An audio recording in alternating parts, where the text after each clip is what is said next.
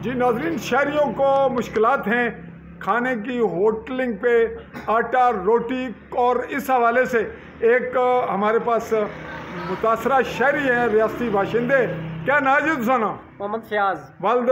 मोहम्मद सादक। रहने को था हो? समानी शहर। करने क्या हो? टेलरिंग ना काम करना। टेलरिंग ना, टेलर मास्टर हो, कपड़े सीने हो।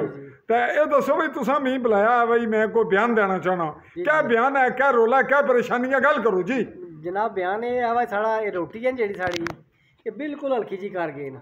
अच्छा, ये हल्की इस वजह तू इसना वजन है जेड़ा 100 ग्राम पूरा नहीं होना, जेड़ा के तयन किता जड़ा रोटी ना। अच्छा, वजन हाँ, उसका 100 ग्राम है। तो 20 रुपये इसका रेट भी है। चलो कोई गल नहीं, रेट ने कोई मुतलका नहीं है। 20 रुपये है, चलो महंगाई ने लिहाज ना ठीक है रेट इसना, लेकिन इसका वजन बहुत घट है। 100 ग्राम मुकम्मल इसना वजन नहीं होना। यानी तुसा ना ख्याल है भी अगर 100 ग्राम ने पैसे नहीं या 100 ग्राम ना पूरा वजन पूरा होना चाहिए ना, पूरा वजन होना पेड़े ना आटे ना, ना। और तो कुछ नहीं, बस ये गल है।